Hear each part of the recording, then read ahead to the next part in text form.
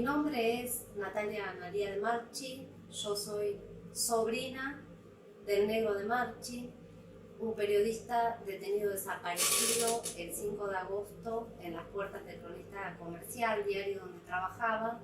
Poco y nada se sabía de su militancia. Empecé a buscar, a indagar, a tratar de reponer toda esa historia en relación al negro que era tan desconocida para la familia. Y en esa búsqueda pude ir dando con compañeros del diario, del Cronista Comercial, compañeros de la militancia sindical, con Lili, su compañera de vida, y a partir de allí ir reconstruyendo toda su historia, digamos. Yo me llamo Gabriela Pascual y bueno, junto con Nati, en este camino que ella narra de búsqueda del negro, hicimos un trabajo de investigación que después se convirtió en El lugar que habita, un libro donde tratamos de contarle a quien lo lea quién fue Héctor de Marchi. Nosotras somos de Morón, el negro era un moronense de ley, nació el 3 de noviembre del año 48 en el hospital de Morón, aunque la información que circula dice que el negro nació el 6 de noviembre, pero el negro había nacido el 3, y vivió toda su niñez y su juventud en Morón, un Morón por ese entonces muy dedicado a la industria y al trabajo fabril, lleno de obreros, un negro que se reconoció siempre moronense, inclusive en lo que respecta a ser hincha fervoroso del Deportivo Morón. Es decir, una historia muy barrial de un pibe de barrio que en un momento, en los años 70, empieza a trabajar en el Cronista Comercial y entonces hace su salto a la gran ciudad, a la ciudad de Buenos Aires. Y a partir de ahí, bueno, su vida cambia en cuanto a lo laboral, pero también en cuanto a la militancia sindical, la militancia política y a una persona que se va en un corto periodo transformando. El negro y su hermana, muy jovencitos, se abocan al peronismo más revolucionario, al peronismo que tiene que ver con la juventud de los años 50, 60. Y entonces, bueno, ya en los años 70 él comienza su participación política en el peronismo de base, haciendo trabajo de prensa para el peronismo de base en la revista Con Todo. Y luego en el 74 creemos que a partir de un viaje a Cuba, pero a partir también de vínculos con periodistas que tenían que ver con la izquierda, con el socialismo, pasa del peronismo de base al Partido Revolucionario de los Trabajadores. Creemos que su participación queda circunscrita al partido, no al Ejército Revolucionario del Pueblo, sino que como era un hombre de prensa, el partido indica que él debe seguir vinculado al partido con tareas de prensa, quizás también de inteligencia, pero no como combatiente del ejército, ¿no? Él participó en Nuevo Hombre, Última Época, que es una publicación cuyo director era Manuel Gallero, que sale desde noviembre del 75 hasta marzo del 76. El director era Manuel Gallero, trabajaban donde y cómo podían, y la idea de esta revista, que era quincenal, de publicación quincenal, era que estaba destinada a las amplias masas, es decir, a un público no orgánico, ¿sí? Ellos tenían como uno de sus objetivos conformar un frente, digamos, antifascistas. Y por ejemplo, en la portada tenían dos columnas, ¿no? Los de arriba y los de abajo. Y recuperaba todo lo que tenía que ver con las luchas populares, porque de algún modo pensaban que solo con el pueblo en la calle, concientizándose, podían hacer frente al fascismo, digamos. En en esa revista ellos se reunían clandestinamente, ¿no? Para corregir sus escritos, sus notas. Participaban Enrique Rapp, por ejemplo, que por su larga trayectoria funcionaba como una especie de jefe de redacción, corrigiendo lo que escribían otros y demás. Edgardo Silberkasten, Alba Sager, colaboraba también con la revista, Roberto Jacobi. Bueno, eran un equipo que se reunían eventualmente para llevar adelante esta publicación. Una revista con mucho contenido, con una lectura clasista, ¿no? Pero dirigida a las amplias masas. Él tenía el título de maestro. Ajá. En realidad, él ingresa en 1970, el cronista comercial, en el área de publicidad.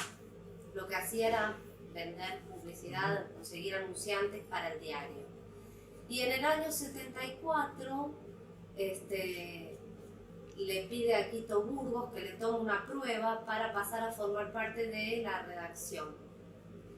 Quito Burgos le toma una prueba y de alguna manera se transforma en su mentor, digamos, y pasa a integrar la redacción. Ahora, uno de los mayores campos de acción del negro fue la militancia sindical, porque cuando él ingresa en el Cronista en el 70 ya era delegado sindical del sector de publicidad. Cuando pasa a formar parte de la redacción,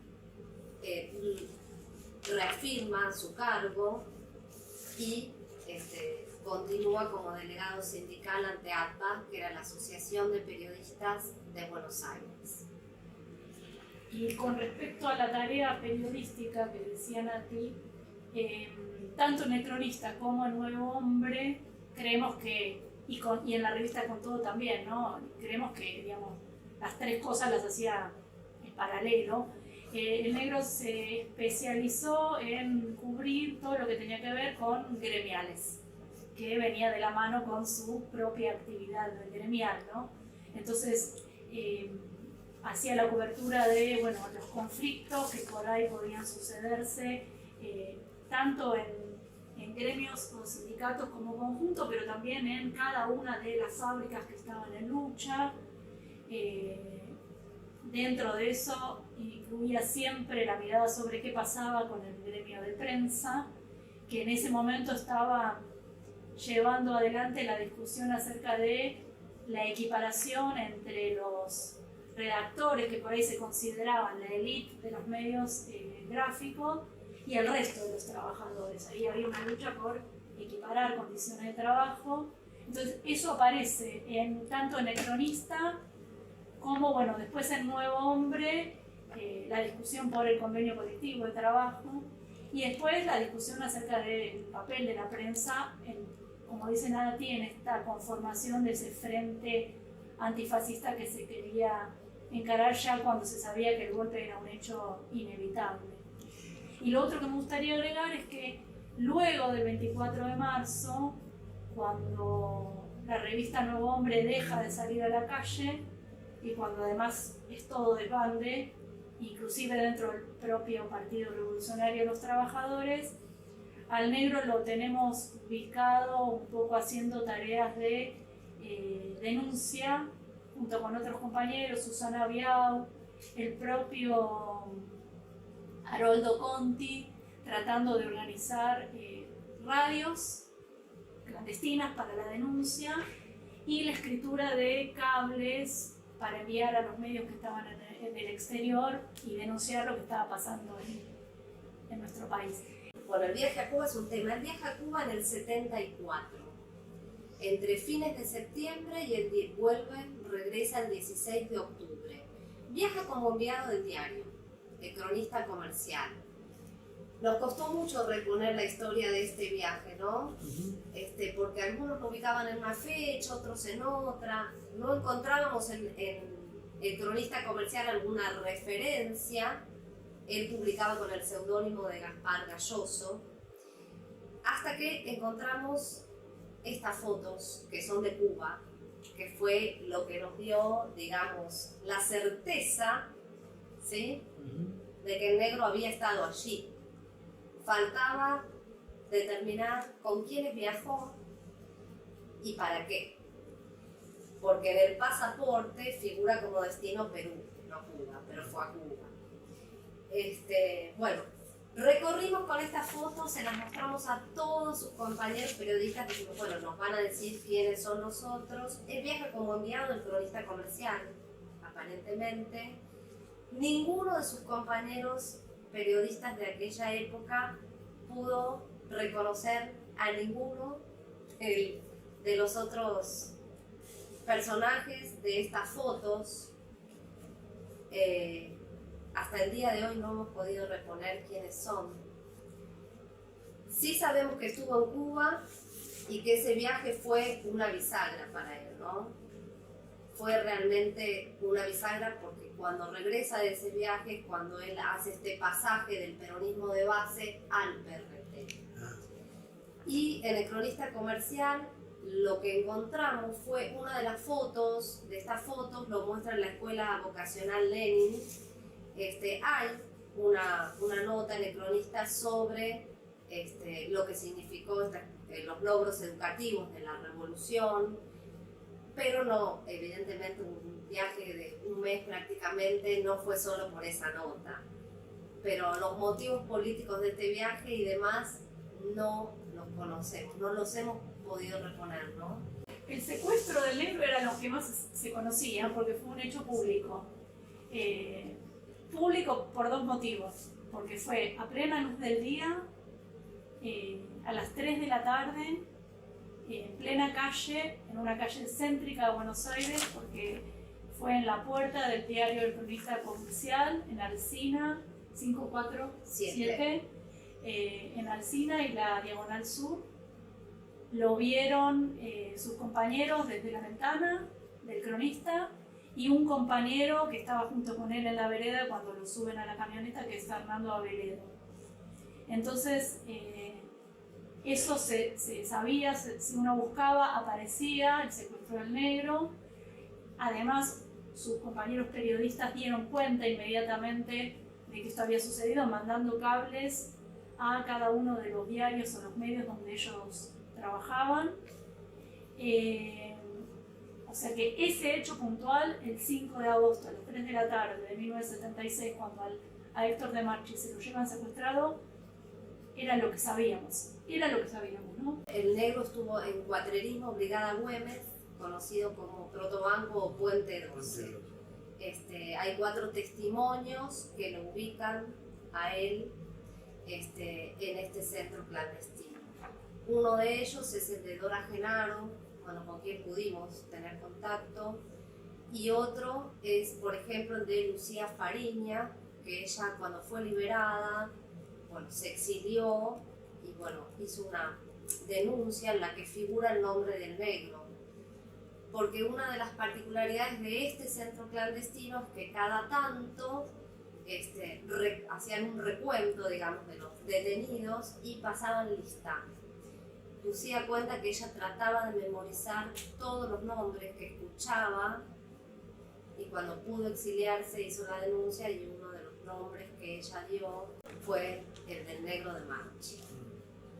Y además hay otros 2 testimonios que son los de Mariani y el de Cafa, que también estuvieron en Cuatrerismo y que en sus denuncias incluyen el nombre del negro porque lo conocían, ambos eran trabajadores gráficos y lo conocían al negro con rostro y nombre de las asambleas en conjunto entre periodistas y trabajadores gráficos.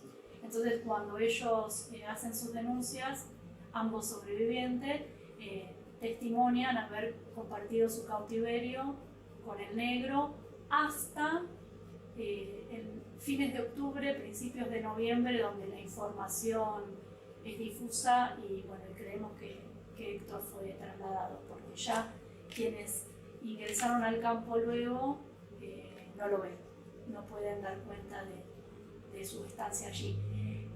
Antes de ser llevado a Cuatrerismo, tenemos información de que quizás puede haber estado algunas horas o días en la Superintendencia de Seguridad Policial, pero eso es algo que nos llegó por un comentario y era algo que... nota explicada donde menciona que Annie lo vio ahí, pero no tenemos certeza. Ninguna certeza. También sabemos que durante su estancia en Cuadrerismo, el negro puede haber tenido contacto con otros compañeros periodistas que estuvieron allí y con los que creemos que desarrollaba también tareas de prensa y de inteligencia para el partido en el último periodo, y que son Conrado Ceretti, Diana Griselda Guerrero, Mabel Kitzler Barsi, que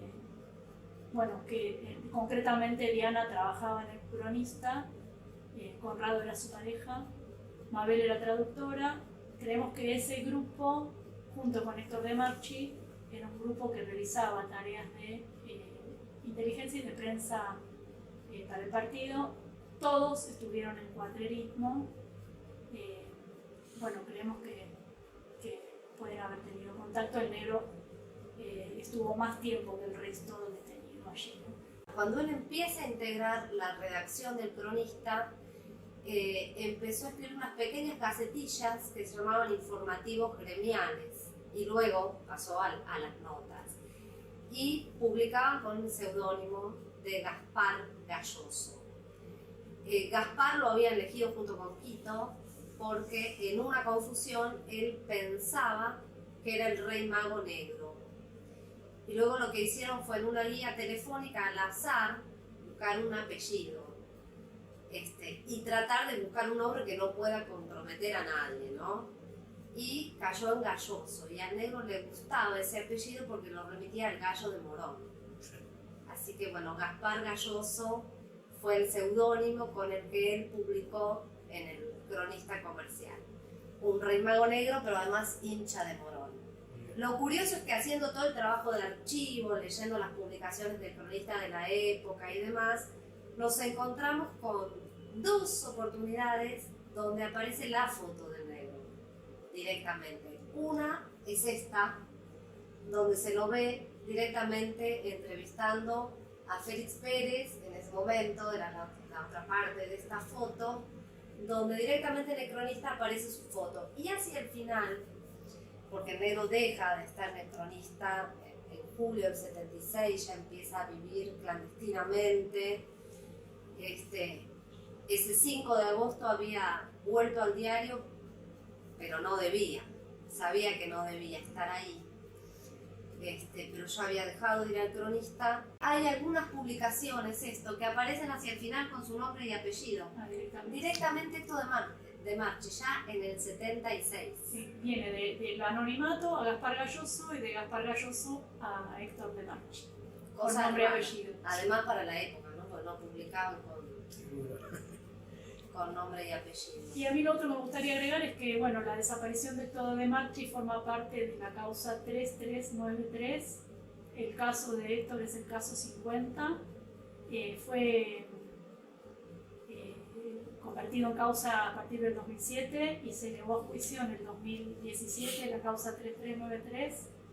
En el 2018 se conoció la sentencia que implicó, entre otros, a Miguel Osvaldo Echecolás por el secuestro de 112 personas que estuvieron en el campo conocido como Cuadrerismo Brigada Güemes.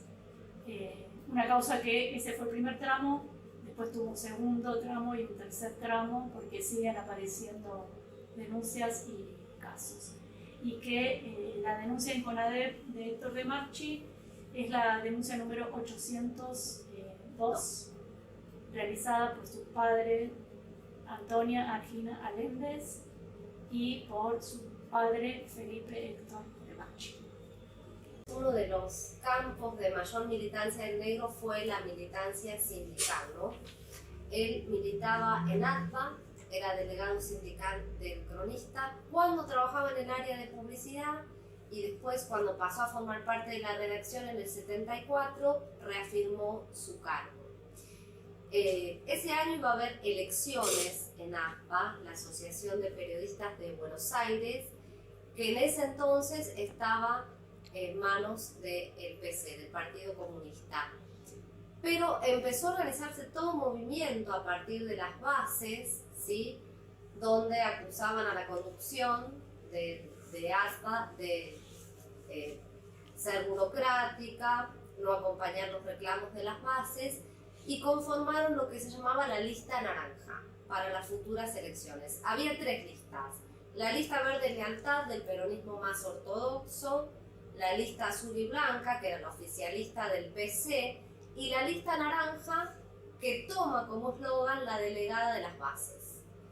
¿Qué tiene de interesante esta lista? Que es una lista súper plural desde el punto de vista político, y también desde los sectores, ¿no?, representados. Y tiene nombres, bueno, Jorge Bernetti como secretario general, el negro Héctor de Marchi iba como secretario adjunto, y después tiene otros nombres como Ricardo Esparis, Carlos Aznares,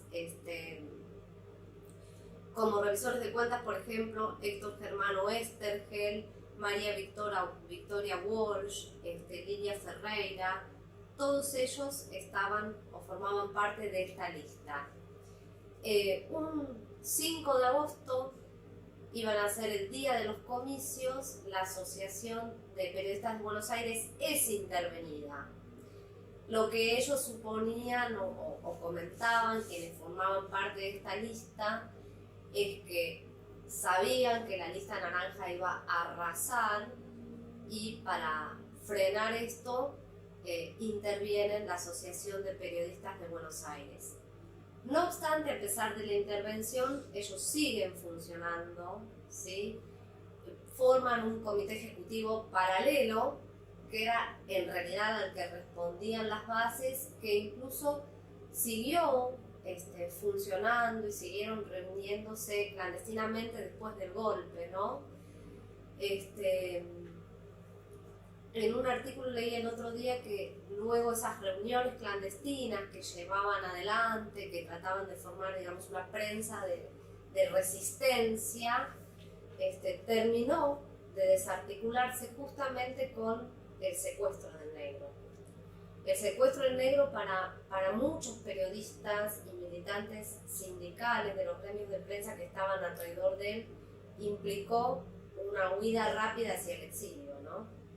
Inmediatamente muchos tienen que irse del país. Y como parte de la lista naranja, esta comisión, digamos, acompañó en el 74 la formación de la Coordinadora de Gremios en Lucha. En mayo, cuando estaba todo el proceso de lucha en Villa Constitución, ellos viajan como representantes de la lista naranja a acompañar las protestas, las huelgas que estaban sucediendo en Villa Constitución, y en septiembre, ya cuando el gremio estaba intervenido, igual viajan a Tucumán a acompañar toda la movida de la lucha de los gremios azucareros, que es cuando efectivamente la Coordinadora de Gremios en Lucha nace. Entonces la AMPA, digamos, en este espíritu de ser la representante de las bases, considera que no solo hay que representar las bases del periodismo, sino todas las bases. Entonces acompaña todos los procesos de lucha que se dan en el 74 y puntualmente la formación de la Coordinadora de Gremios en Lucha, como movida más transversal, si se quiere, ¿no? Lo otro que nos gustaría un poco agregar tiene que ver con la detención de Héctor de Marchi en el campo de concentración. Dijimos que estuvo detenido en Cuatrerismo Brigada Güemes entre agosto y quizás octubre o noviembre del 76. El centro clandestino es un centro muy particular porque en la primera búsqueda que nosotras un poco hicimos, el nombre del negro nos aparecía vinculado con el Vesubio, que es el campo de concentración que está del otro lado del camino de cintura, enfrente de donde está ubicado Cuatrerismo. Es lo que se conoce como Puente 12, en el cruce de Camino de Cintura y la Richieri. En el caso puntualmente de Cuatrerismo Brigada Güemes, hay denuncias de que empezó a funcionar como centro de detención desde noviembre del 74, entre noviembre del 74 y noviembre del 75. Allí hubo secuestro y detención ilegal de personas.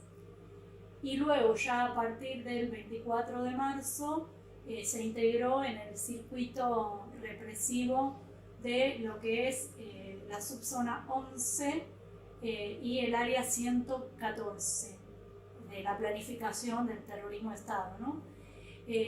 Toda el área se conoce como Puente 12. A Cuatrerismo originariamente se lo conoció como Protobanco, porque después del 78 allí funcionó el banco. Entonces a Cuatrerismo se lo conocía como Protobanco. Se sabe que entre el 76 y el 78 esa zona funcionó como centro clandestino de detención. Cuatrerismo Brigada Güemes, especializado sobre todo en la detención y el interrogatorio de organizaciones vinculadas con la izquierda, PRT, ERP, OCPO, Partido Revolucionario de los Obreros Argentinos, PROA, y aparentemente lo que había era la coordinación del ejército y la intervención de la policía de la provincia de Buenos Aires en los operativos de secuestro. Y luego venían al campo patotas especializadas en cada una de las izquierdas para el interrogatorio de los detenidos. Ese campo, Cuatrerismo Brigada Güemes, se levanta y luego allí empieza a funcionar el banco, entre el 78 y el 79. Bueno, como decimos, el negro estuvo detenido, creemos, hasta el octubre-noviembre del 76. Y bueno, y un poco nucleando toda la lucha por saber la verdad de lo que sucedió entre Vesubio y Cuatrerismo, es que se organizó la comisión Vesubio y Puente 12, integrada por familiares, compañeros, sobrevivientes, que es un poco el organismo de derechos humanos que llevó adelante todas las denuncias e impulsó que entre el 2007 y el 2017, en el caso de Cuatrerismo, se realizara la investigación para después la elevación a juicio, y lo mismo con los casos de los detenidos en el Vesubio. Y que ahora la comisión está embarcada en que ese predio, Puente 12 en definitivo, conocida popularmente así, se convierta en un espacio de memoria. Están señalizados ya ambos campos. También se integró las denuncias sobre la 205 y sobre la comisaría de Monte Grande, que funcionaron de manera coordinada, y bueno, y ahora está la comisión Vesubio y Puente 12 embarcada en la señalización y en la construcción de un espacio de memoria. Esta es la máquina de escribir de Héctor de Marchi, o por lo menos una de las máquinas que él usaba. Nos la trajo su compañera Lili, la guardó ella durante muchos años. Y esta máquina además tiene una historia que tiene que ver con que antes de ser del negro fue la máquina de Carlos Quito Burgos, que bueno, quedó acá en la Argentina cuando ellos partieron al exilio en el 74, se fueron a Cuba. Quito dejó la máquina y se la dejó para que la usara al negro, un poco pasándole la posta. Así como Quito lo introdujo al negro en el periodismo, le entregó su herramienta más valiosa, que fue esta máquina.